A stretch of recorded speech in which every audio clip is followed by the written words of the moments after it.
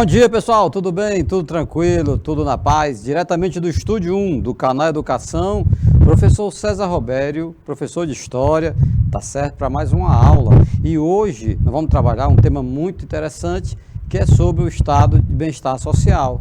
Esse tema, ele é tão abrangente que você tanto pode estudar ele nas aulas de História, como nós vamos fazer hoje, né? Nas aulas de Sociologia, ou de Filosofia, e até mesmo de Geografia, na área de Humanas. E com certeza os economistas também trabalham, porque é um tema muito abrangente, pessoal. E o bem-estar social, o estado de bem-estar social, melhor dizendo, é um conceito, né? É uma proposta acadêmica, inclusive, né? Dos economistas, como nós vamos ver na aula de hoje, que acabou trazendo soluções para momentos de muita crise. Tá legal? Um bom dia especial para a nossa amiga, né, Fátima Campelo, tá? E também para o João, nosso diretor de imagens, e para você, especialmente, que está nos acompanhando.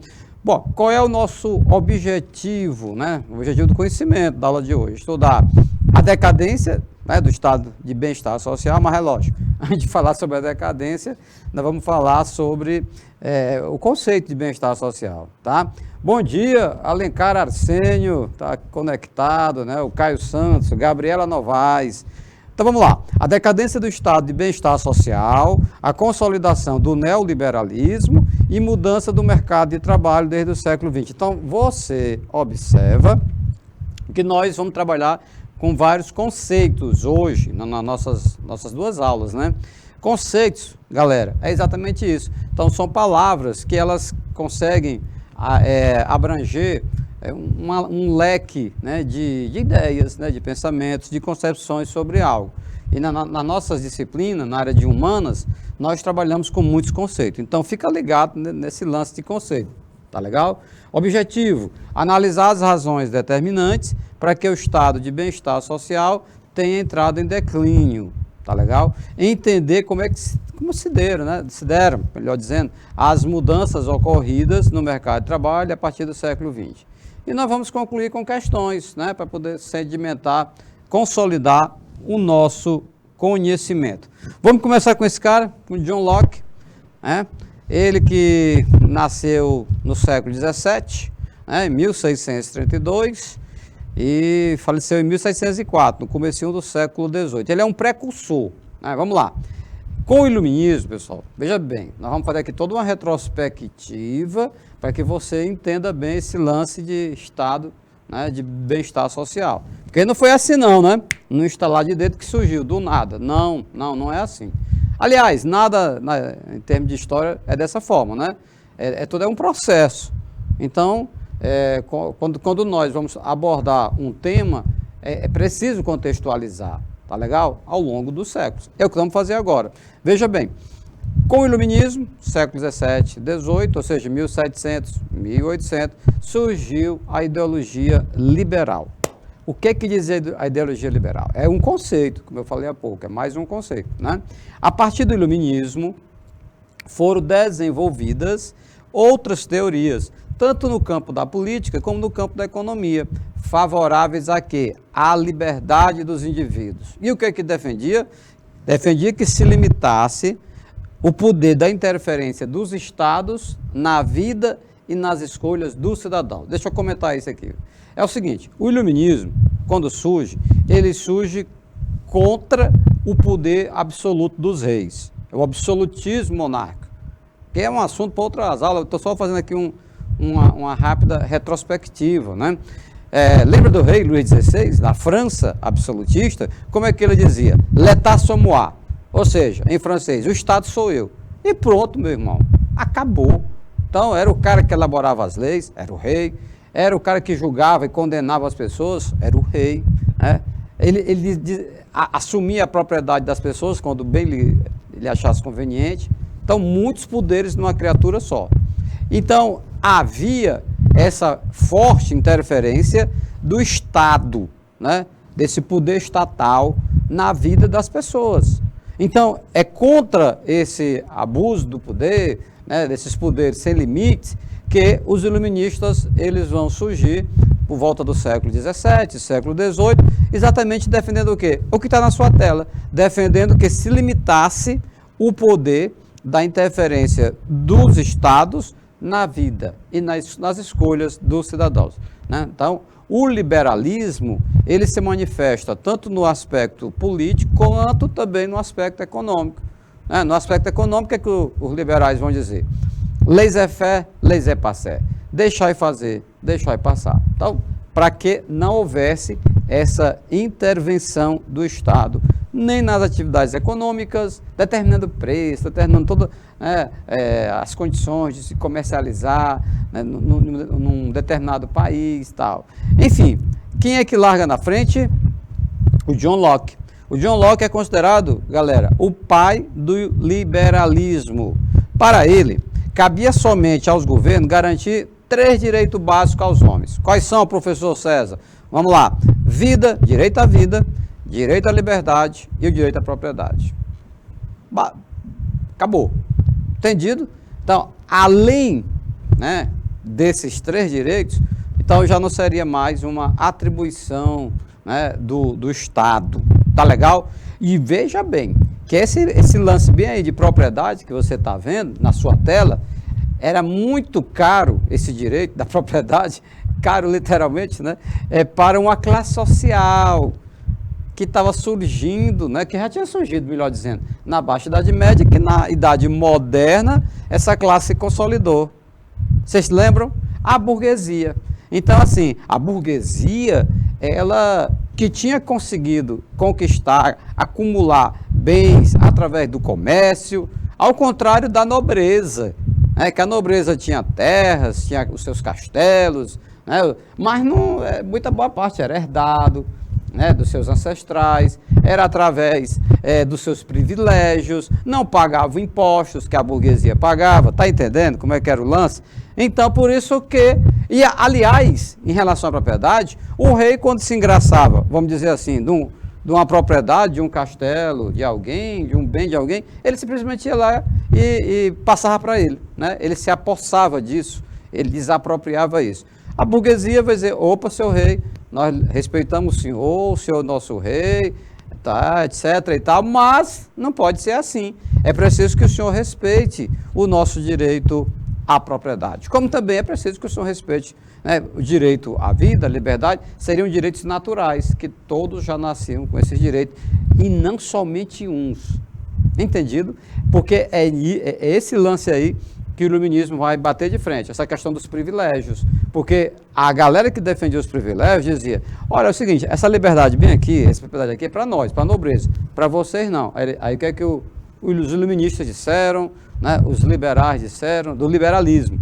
Quando eu falar em liberalismo, liberal, pensamento liberal, não confundir com um conceito que tem também hoje em dia, lógico, quando alguém mais da mente aberta, né, para as grandes mudanças, transformações que acontecem no nosso século, no nosso meio. Fulano tal ele tem uma mente liberal. Às vezes utiliza essa palavra, mais nesse sentido em relação aos costumes, né, aos valores, mas entenda, a acepção do termo, o conceito do termo liberal, meus queridos alunos, queridas alunas, que nós estamos trabalhando aqui, é o liberalismo numa dimensão econômica, política, é algo mais complexo, não é verdade? Então, grave o nome desse cara, John Locke, ele é um precursor, né? Ele é considerado o pai do liberalismo. Na sequência, vamos ter este jovem, o Adam Smith. Já o Adam Smith é um homem do século XVIII. Nasce em 1723, né? E ele falece em 1790. Ele é considerado o quê? O Adam Smith, um pioneiro, né? Um pioneiro do chamado liberalismo econômico. Opa! Então, Adam Smith, liberalismo econômico. Ele defendeu exatamente a não intervenção do Estado na economia. E tem um livro dele que é um clássico, que é a História da Riqueza das Nações, né? O Adam Smith, ele se debruçou sobre a história da evolução das nações, tentando entender por que as nações se enriqueceram, por que outras se empobreceram, o que houve, que caminhos trilharam, que opções eles tiveram. E aí, meus queridos, ao analisar esses processos históricos todos, o Adam Smith, ele fundamenta, ele ancora a sua tese, né, do liberalismo econômico, onde ele é muito intransigente na sua defesa da não intervenção do Estado, dos governos, né, federais, vamos dizer assim, para ver se fica mais claro para alguns, né, na economia, nas atividades econômicas. Tá legal? Então você entende, o Estado também é um conceito, né? Um conjunto de instituições, de normas, né, de leis, né, que formam todo um aparato estatal. Firmando-se os pilares liberais na Europa, os regimes absolutistas foram um a um caindo. Por quê, pessoal? Porque aí, no caso do absolutismo, você tinha duas concentrações, o poder econômico, o poder político, aliás, mais, tem o poder militar, o poder ideológico. Ao condenar a intervenção do Estado na economia, o pensamento do liberalismo econômico, né, aí, digamos assim, tendo outro grande precursor, o Adam Smith, os regimes absolutistas foram caindo, né, na Europa. Aquelas monarquias, né, que o cara tinha muito poder. Olha, quando você lembra da Inglaterra, o Henrique VIII, meu Deus do céu, o cara tinha poder demais, né? Os Luíses na França, tá certo? Paralelamente, os países europeus, ao longo do século XVIII e XIX, iniciaram seu processo de industrialização. Observe que, paralelamente, simultaneamente, né, ao tempo em que essas monarquias absolutistas, com seus monarcas com plenos poderes, eles iam caindo, né, sendo substituídos por governos de orientação burguesa, tá? Como aconteceu na Inglaterra, no século XVII, com a Revolução Puritana e a Revolução Gloriosa, como aconteceu na França, com a Revolução Francesa, né, em 1789. Na sequência, a burguesia assumindo o controle do Estado, do poder político, governamental, o que é que ocorre? Um salto também no campo da economia, do capitalismo comercial para o capitalismo industrial. E também você já estudamos isso em outra aula, a Revolução Industrial ela tem início na Inglaterra, e de lá se expande, né, para outros países da Europa, e depois sai da Europa, vai para os Estados Unidos, para o Japão, tá? No século XIX, após a instalação do capitalismo industrial na Europa e a leva da industrialização para outros continentes, a população encontrou-se em um cenário caótico. Cenário caótico como, professor César? Miséria, fome, doenças, crescimento da violência e da desigualdade social. Compreende? Então, assim, você tinha de um lado uns europeus, poucos, é bem verdade, a elite, se enriquecendo, né, os industriais. Agora, e os operários? E a galera que vai operar as máquinas, que vai trabalhar nas indústrias 10, 12, 14 horas por dia. Olha que loucura. Mulheres, crianças, exploração da mão de obra, salários reduzidos e longas jornadas de trabalho. Ah, meu querido, olha a imagem, olha a gravura. Fome, pobreza, miséria. Bom, isso tudo vai ter um limite, né? Por quê? Quem que vai se preocupar com essas criaturas? Aí você pode perguntar, e o Estado? Né? E os governos da Inglaterra, da França, da Alemanha, o que fizeram? Vai fazer de conta que não existe? Não pode. Você não pode tampar o sol com a peneira. Então, assim, você vai ter milhares de pessoas, né, nessa condição, tá? Então, assim, começa a surgir na Europa uma pressão social, né, para que alguém resolva esses problemas todos que estão aí descritos na sua tela. Fome, doença, né? Violência sim. Ora mais, você vai ter uma grande quantidade de pessoas ou desempregadas ou subempregadas. O subempregado é aquele cara que está empregado, mas o salário dele, coitado, não dá para nada, né? Ou quase nada. E as desigualdades sociais, quando você tem muitos que não tem nada e poucos que tem muito, que tem quase tudo. Tá legal? Então, é como está destacado aí, cenário caótico no campo social. Não para todos, né? Para uma galera muito reduzida, de boa. Não, tranquilo. Não precisa se melhorar, estraga. Né? Ou seja, para os industriais, para os banqueiros, para os grandes comerciantes, para os latifundiários. Para essa galera aí, mudar para quê? De boa. Agora, para uma grande maioria, não está nada bem. Tá? Então, a realidade ela é muito delicada. Os trabalhadores fabris, do século XIX enfrentavam longas jornadas de trabalho. Meu querido, minha querida, hoje você sabe que a legislação no nosso Brasil nem sempre foi assim, né? Mas isso é a partir de vagas, é um tema para outras aulas, né? Nós temos um limite na jornada de trabalho no Brasil de 8 horas diárias, né? Mas se for mais, pode ser também, né? Porque aí o que acontece? Aí você vai pagar hora extra e tal. Mas naquela época não tinha esse lance de hora extra, coisa nenhuma. Então, os operários, não tinham direito ao descanso remunerado como férias, descanso semanal, além de não terem previdência e uma remuneração que lhe permitisse uma vida digna. Ah, professor, explica isso. Eu vou lá lhe dizer. O que é descanso remunerado? É o que tem hoje. O operário, ele trabalha, vamos supor, de segunda a sexta, né? Mas o sábado e o domingo é o descanso dele, né? Ele vai recompor as energias, vai descansar um pouco, conviver com a família. Contudo, é remunerado, é pago, inclui no salário do mês. Como é que era antes, século XIX? Só pagavam, né, os patrões os dias efetivamente trabalhados. Alencar Arsênio, meu querido, você está acompanhando a aula atentamente, tá certo? Então, veja bem, era dias não trabalhados, dias não pagos. Mas aí na hora, houve toda a conquista, né, dos trabalhadores, movimento sindical, manifestações, para chegar à realidade de hoje, né, que vai se consolidar no século XX, melhor dizendo. Nós já estamos no século XXI, já né, se aprimorando as conquistas do século anterior. Agora, o século XIX foi pancada, aí foi taca, meu irmão. Veja bem, descanso remunerado não tinham, férias remuneradas também não. O cara trabalhou um ano, e procura o patrão dele, patrão, estou cansado, né? Estou precisando ir para a praia. Ah, o senhor vai? Pois tá, pois boa viagem. Sim, o meu salário. Não, o senhor não vai ganhar. Antes era assim.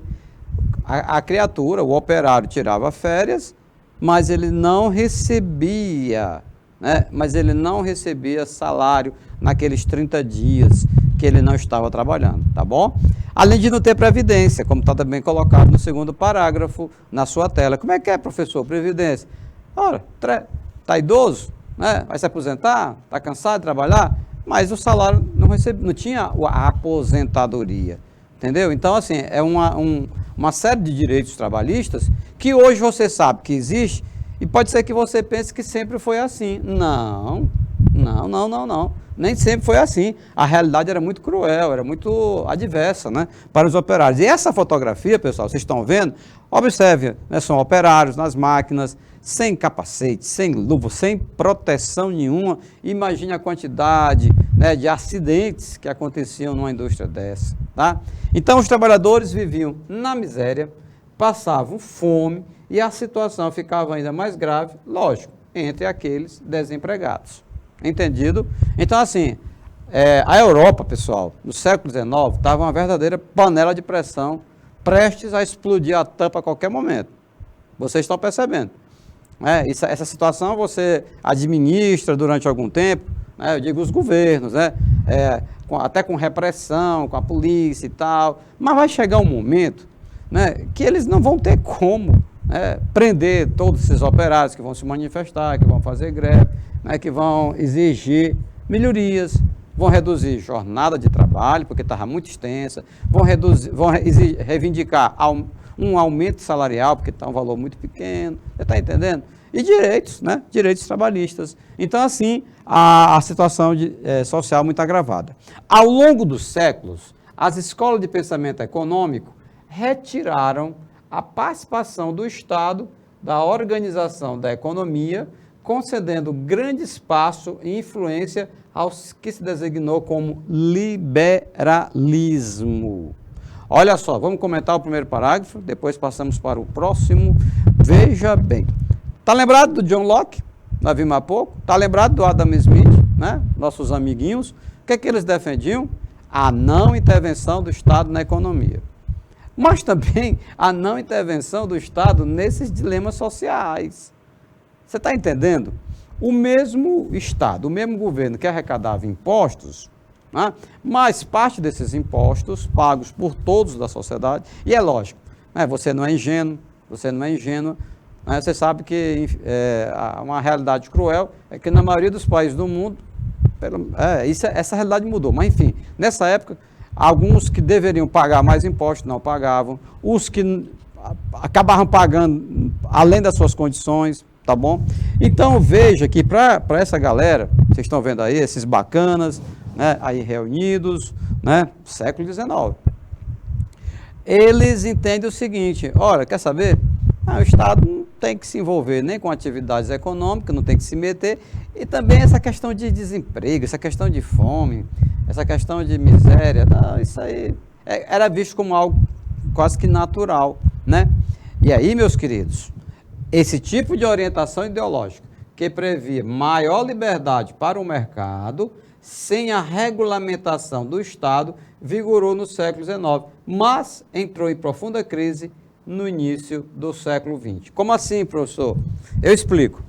Olha, veja bem, com esse lance de entender que o Estado não tem que intervir, aí o Estado não estabelecia normas, não estabelecia regras para o desenvolvimento das atividades econômicas. O que é que acontece? Onde é que você imagina, qualquer lugar que você for, que não tiver um mínimo, né, de regras a serem seguidas, tem tudo para virar uma anarquia, uma balbúrdia. Imagine assim uma empresa, uma escola, uma família, né, qualquer estabelecimento, uma igreja qualquer, sem ter nenhum tipo de norma, de horários, enfim. O que aconteceu? Né? Então, essa abertura, né, essa desenvoltura, essa falta de limites, né, para a iniciativa privada, né, essa falta de regulamentação, né, por parte do Estado, resultou numa profunda crise no início do século XX. Aí você já está lembrando que o que nós vamos comentar lá na frente, fazendo um spoiler, nós vamos falar sobre a crise do capitalismo, né, a nível mundial, que aconteceu em 1909. Opa, olha aqui o Alencar Assênio. Professor, eles não faziam greve, os operários? Sim, sim. E eles vão... Porque é assim, Assênio, Alencar Assênio. Veja bem, vamos ter fases, né, da história, desse momento que nós estamos estudando. No primeiro momento, muitos estão mesmo lutando para conseguir um emprego, uma oportunidade, um trabalho. Beleza, bacana. Entro na fábrica.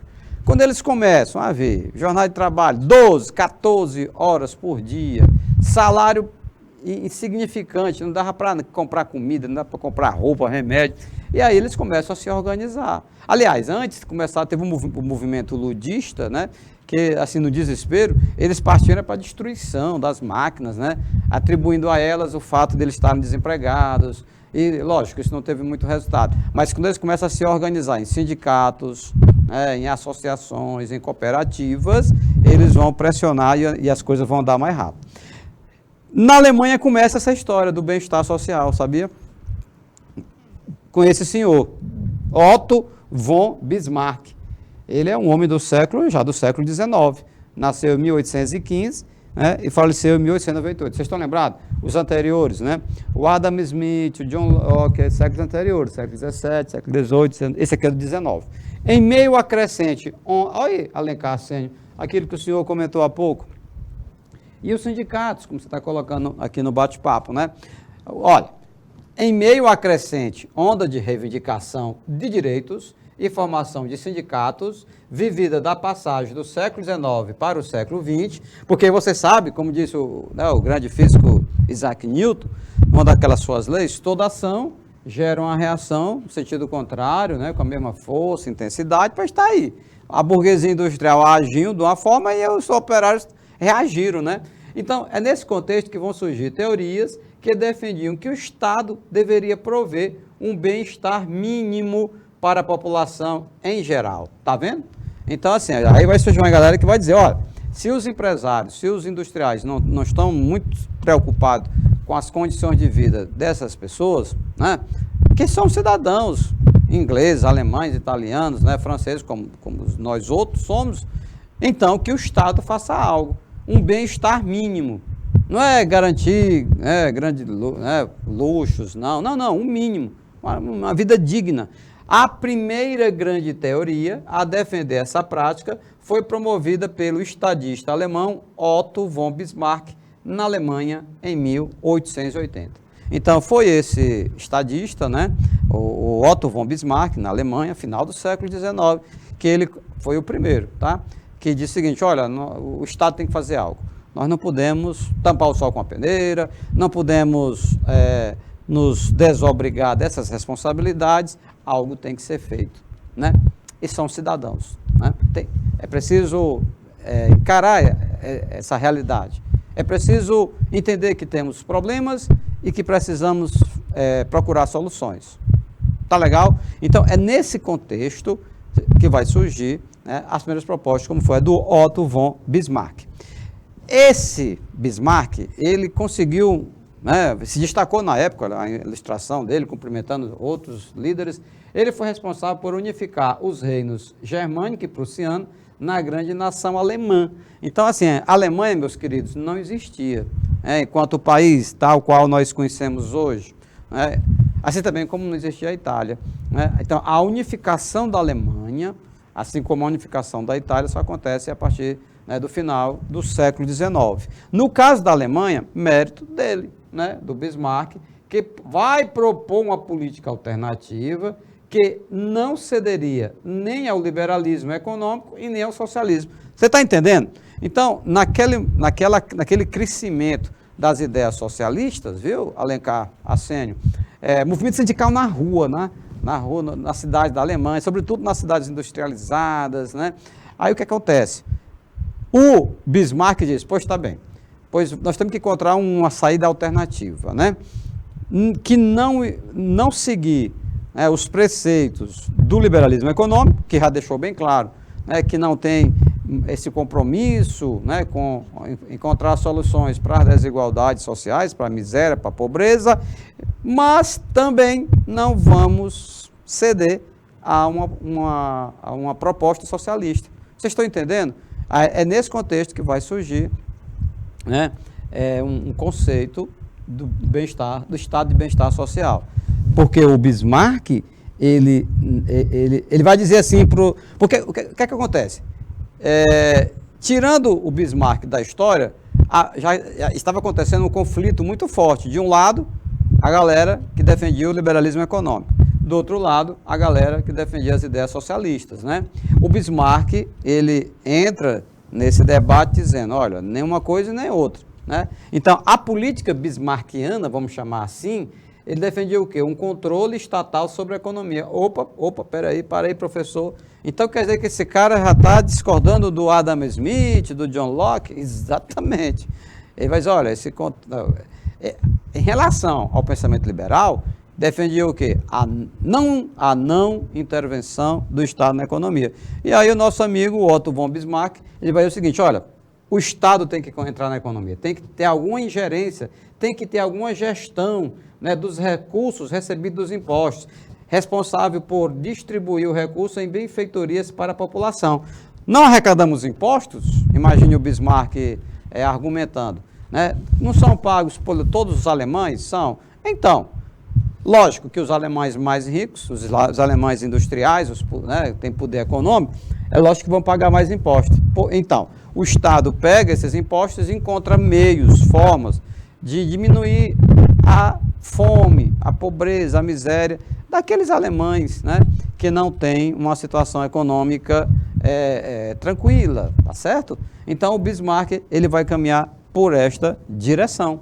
Aí, meus queridos, dando aqui um salto, né, da Alemanha do Bismarck do século XIX já para o século XX, nós vamos nos deparar com uma grande crise econômica a nível internacional, que foi a crise de 29. Decorrente da superprodução e o mercado incapaz de absorver. Olha, deixa eu logo combinar aqui com vocês algo. Quando muitos alunos estão estudando, né, História Geral, vamos falar sobre a crise 29? Professor, eu sei. Vamos falar sobre a quebra da Bolsa de Valores de Nova York, é isso? O que é que eu digo? Sim, também, mas não somente isso. Olha, a quebra da Bolsa de Valores de Nova York, ali é a ponta do iceberg, né?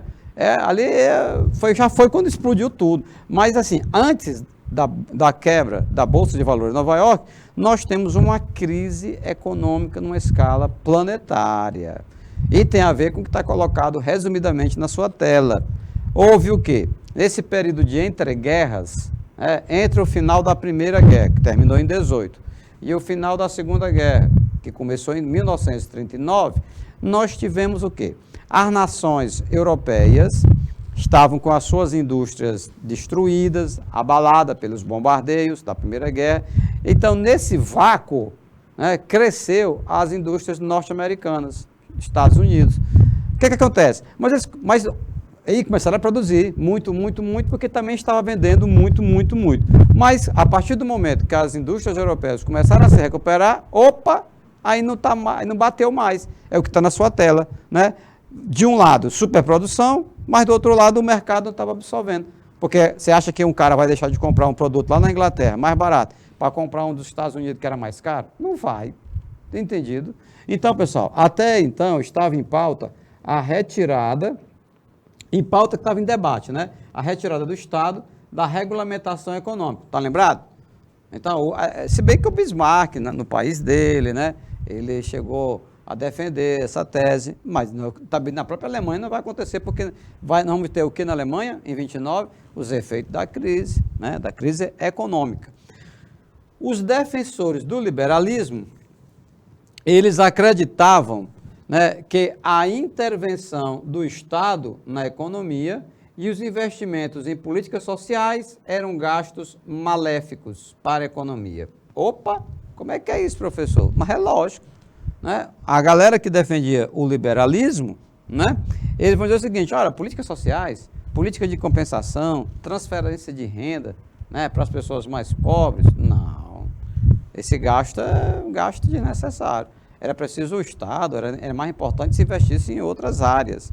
Mas, meus queridos, olha essa imagem, olha essa foto, Estados Unidos, entendido? No local que o próprio governo estava distribuindo de graça, né? Café, sopa, vocês estão vendo aí, né? Free, livre, né? De graça, café, sopa, alimento. É porque eles estavam numa situação limite de fome, de miséria. Muitas empresas faliram, demitiram seus funcionários, muitos nem pagaram direito coisa nenhuma. Então chegou ao ponto, né, deles irem para uma fila para receber comida, porque não estavam tendo condição de comprar. E aí o governo vai compensar de várias formas, né, procurar a situação e vai encontrar a solução, que a gente vai ver ao longo da nossa aula, né, como é que os Estados Unidos conseguiram se recuperar da crise de 29, tá? E outros países também, na Europa. Então, olha, no entanto, essas duas medidas reativaram a economia. Quais duas medidas? Que está colocado no parágrafo anterior. A intervenção do Estado na economia e o investimento em políticas sociais. Aquelas ações, tá certo? Que os liberais, a galera do liberalismo econômico, entendia que era algo extremamente prejudicial, né, maléfico, né? Eu vou até colocar entre aspas, né, porque vai ficar melhor se nós colocarmos entre aspas, gastos maléficos, né? Maléfico para quem? Não, maléfico para a galera que defende o liberalismo, né? Que para aquelas pessoas desempregadas, para esses que estão nessa fila para receber sopa né, que o governo está dando, esse gasto não era maléfico coisa nenhuma, ele era benéfico. Por isso que nós utilizamos nas nossas aulas um depende. Esses gastos eram maléficos? Não, depende. Depende para quem? Né? Para quem? Porque para quem está com fome, não é maléfico coisa nenhuma, é benéfico. Como que é benéfico? Tá bom? A macroeconomia era regida até a década de 1930 pela teoria econômica neoclássica, essencialmente liberalista. Ou seja, a galera que defende que o livre mercado é que gera empregos e que empregos são suficientes para solucionar os problemas sociais. Será? Por quê? Porque quando desmoronou tudo em 29, se não fosse o Estado intervir, as pessoas iam morrer de fome, né? Olha essa imagem. Você até para perceber pelo semblante, né, a tensão, a preocupação. Nessa multidão deve ter um ou dois que estão assim esboçando um tímido sorriso. A maioria você percebe que eles estão tensos, né? Há uma situação, né, de insegurança muito grande. A teoria neoclássica olha para essa imagem, né, os economistas que defendiam o liberalismo econômico, o que é que essa galera vai dizer? Não, é o seguinte, o Estado tem que intervir não, deixa o livre mercado, né? Porque aí os empregos vão surgindo, as empresas vão gerando emprego, tá bom? E é ter paciência, né? Não vai demorar muito, as empresas vão se recuperando e vão voltando a contratar. Vai dizer isso para quem está com fome? Não, é difícil, não é? Agora quem está com quem fez o seu cafezinho, né? Quem já almoçou, já jantou e já está com muitos dias almoçando e jantando, não, tudo bem, eu posso esperar, posso ter paciência. Agora, para quem está passando fome, ou está sendo mal alimentado, então, a teoria neoclássica, ela não tem uma resposta imediata. Ela diz o seguinte, aguarde, né, que empregos serão gerados, e aí quando o emprego surgir, você vai receber seu salário, então não precisa mais o governo lhe dar sopa, você vai comprar comida. Tudo bem, bacana, bonitinho, mas quando? Tá entendendo? Quando? É nessa história do quando que as pessoas que estavam com fome, com necessidade, não tinham muito tempo para esperar, tá certo? Os países, portanto, aqueles mais sensatos, mais prudentes, né, usando do bom senso, acabaram mesmo distribuindo comida, alimento. Ora, mas se o cara vai esperar, né, é morrer de fome. Então, para que haja empregabilidade, os trabalhadores devem aceitar salários mais flexíveis. Esse mais flexíveis, outra aspasinha, que quer dizer salário baixo, e condições de trabalho adversas. Essas condições adversas eram condições muito precárias. Então, o que é que os economistas neoliberais, os liberais, no caso, aqui nós estamos no liberalismo, né, que é o neoliberalismo racional de depois, né? Então, mas vai ter uma semelhança, com certeza, vamos só se aperfeiçoando.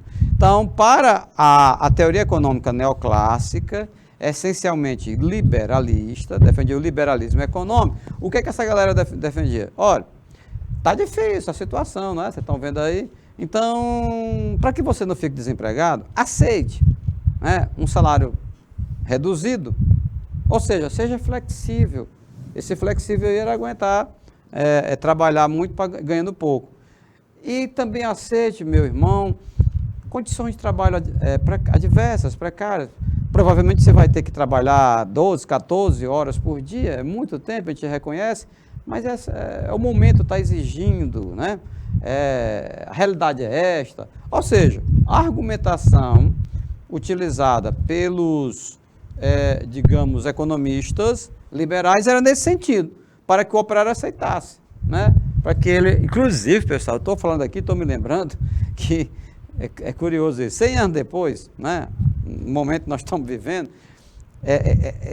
esse argumento flexibilidade, ele volta a ser utilizado, sobretudo, né, naquelas negociações entre a classe patronal, ou seja, os patrões, a classe laboral, ou seja, os trabalhadores, sempre os empresários se voltando para os trabalhadores dizendo, olha, tudo bem, nós temos os direitos que vocês asseguraram ao longo de séculos, mas o momento exige flexibilidade. Flexibilidade, em outras palavras, meu querido, minha querida, é exatamente você aceitar trabalhar muito e ganhar menos.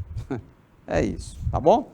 Em outras palavras, sem eufemismos, é isso, né? É isso que está sendo dito, que está sendo colocado. Beleza? Então vamos lá, vamos em frente. Aí, nesse contexto, meus queridos, de muitos problemas sociais, desigualdade, de fome, de miséria, surge o conceito do bem-estar social. Mas antes do conceito de estado de bem-estar social, vamos decompor, né, as palavras, assim fica até mais fácil, né? Primeiro vamos começar por bem-estar. O que seria o bem-estar? Ora, é um conjunto de fatores que uma pessoa precisa para gozar de uma boa qualidade de vida. Então, você tem que ter o quê? Uma boa alimentação, você tem que ter um lazer, você tem que ter um bom convívio com a família, você tem que estar de bem, mente tranquila, belezinha, tudo bacaninha, né? Então, esses fatores levavam o sujeito a gozar de uma existência tranquila e num estado de satisfação. Isso seria o bem-estar, veja bem.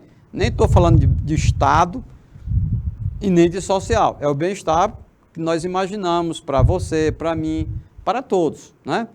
Alguém está numa condição de bem-estar, é uma pessoa que está bem alimentada, é uma pessoa que tem momentos de lazer, que ele não vive só trabalhando, né?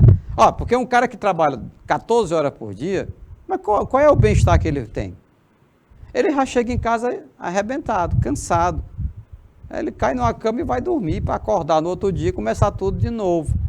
Mal alimentado, ele fica mais vulnerável a doenças, não é verdade? Se ele não tem um lazer, né, ele não encontra momentos para recompor suas energias, para fazer algo mais leve, né, se envolver em alguma atividade que lhe dê algum prazer, tá certo? Bem-estar é algo muito subjetivo, né? Tá legal? E aí, veja bem, isso eram preocupações que incomodavam as pessoas já naquela época. O bem-estar social, opa, então vamos ampliando o nosso conceito. O bem-estar social engloba o que incide de forma positiva na qualidade de vida de uma pessoa. É um emprego digno, né? Recursos econômicos para satisfazer necessidades, um lar para viver, acesso à educação, à saúde, tempo para o lazer, tempo para se dedicar à sua religião. Eu não coloquei, mas deveria ter colocado. Sim, porque da forma como aquela criatura estavam trabalhando, eles não tinham condição de nem frequentar o seu templo religioso, da sua religião. Como? Que horas? Que dia? De que forma? Trabalhando. Está entendendo? Então, o bem-estar social, pessoal, é um conjunto, né? É um conjunto que engloba diversos elementos que contribuem na qualidade de vida. Então, assim, se você quer saber se uma pessoa, qualquer país do mundo, e em qualquer época também, né? Se ele tem uma qualidade de vida, essa expressão até a gente escuta muito, não é verdade? Ah, fulano e tal, até colocado em outros contextos. Não, fulano e tal, até que ele ganha bem, né? Tem um salário bacana, mas a qualidade de vida dele não é boa não, porque ele só trabalha, né? Não se diverte, não convive com a família. Parece que ele não... a escola convida para ele prestigiar lá uma atividade que o filho dele vai apresentar, ele está tão feliz que gostaria que o pai dele tivesse lá, a mãe, eles não foram, estão trabalhando e tal. Então, qual é a qualidade de vida, hein, cara? Então, tem que ter um emprego bacana, né? Um emprego digno, tá? Uma remuneração digna, para satisfazer necessidade, alimentação, né? De remédio, de roupa, de lazer. Um lar, o cara não tem um lar, não tem uma casa, né? Não tem um canto, um lar para chamar de seu. Então, a qualidade de vida também é muito baixa. Como também o acesso à educação, né? A escolaridade, a saúde, enfim. Aí você diz assim, professor, como é que a gente visualiza essa questão de bem-estar social? Veja bem, apesar da noção de bem-estar ser bem subjetiva, ou seja, aquilo que é bom, favorável para uma pessoa, pode não ser para outra, tá entendendo? Isso é subjetivo. Talvez o que é bem-estar para você não é para mim. Talvez o que é um bem-estar para mim não é para você. Isso é relativo, não é verdade? Agora, o bem-estar social está associado a fatores econômicos bem objetivos. Quer dizer, números. Números. Quanto que você ganha? Tantos reais. Quantas horas você trabalha? Eu trabalho 10, 12 horas. Quanto tempo você tem? Quantas horas você tem para a sua família? Quantas horas você tem para o lazer? Você está entendendo?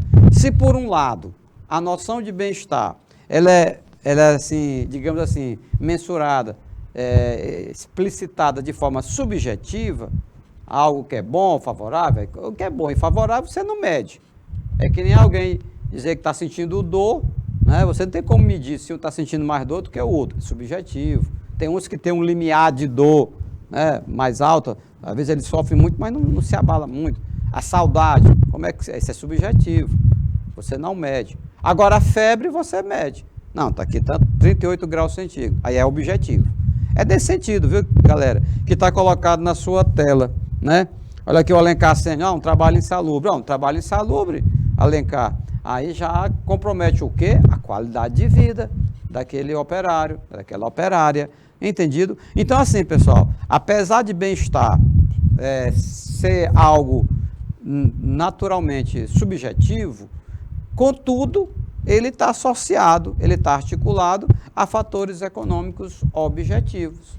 Como eu já falei há pouco, você pode quantificar, né, alguns elementos que podem resultar, né, numa boa qualidade de vida ou na má qualidade de vida. Tá legal? Tá entendido? Beleza? Bacana, cara. Olha, o estado de bem-estar social, em inglês, welfare state, né? Você pode encontrar, inclusive, em algumas avaliações, em algumas provas, né? Ou em alguns textos lá, tá lendo na internet, no livro. Welfare state. Tá, o welfare state é o estado, né, de bem-estar social. Que ele pode ser entendido, né, mais explicitamente falando, na intervenção do Estado na vida social e econômica das pessoas. É quando o Estado intervém na economia para garantir oportunidades iguais para todos os cidadãos através da distribuição de renda e a prestação de serviços públicos, como, por exemplo, saúde e educação. Ou seja, esse Estado, esse governo federal, de determinado país, de determinada época, né, que boa parte dos impostos que arrecada e aplica num serviço público de saúde de qualidade, num serviço público de educação de qualidade, né, para a sua população, garantindo oportunidades para todos, distribuindo renda, meus queridos, em outras palavras, isto se enquadra no conceito do estado de bem-estar social, né, em que os governos federais se preocupam, mas não só apenas se preocupam, mas agem, fazem, né, com que aquelas desigualdades sociais, elas acabam sendo minimizadas, tá legal? Então, veja bem, você está acompanhando aqui toda a evolução, desde o início da aula, a partir de um conceito, né, dos teóricos do liberalismo, que defendia o quê? A não intervenção do Estado na economia. Falamos no John Locke, citamos o Adam Smith, né, esses precursores do liberalismo econômico. Então, falamos também na tentativa do Otto von Bismarck, na Alemanha do século XIX. Agora, meus queridos, quando pipocou a crise de 29, aí não. Por quê? A sociedade sofrendo muito, os empresários quebrando, né? E aí o Estado, né, ele vai ter que agir para fazer algo. É nesse contexto, né, de caótico, né, de muita desigualdade social, que vai surgir, né, exatamente propostas, a princípio no campo da teoria, mas depois, quando a coisa pegou, então, ao ler esses estudos teóricos, alguns governantes vão colocar em prática, né, o que ficou conhecido como o estado do bem-estar social. E está aí ele. Vamos nos apresentar agora ao John Keynes, um homem que, apesar de ter nascido no século XIX, 1883, ele vai produzir seu trabalho, né, que é muito significativo, que é muito comentado e estudado já no começo do século XX. O estado de bem-estar social ele foi criado a partir de um modelo do economista John Keynes, que ele rompe com a visão do livre mercado em favor de uma intervenção do Estado na economia.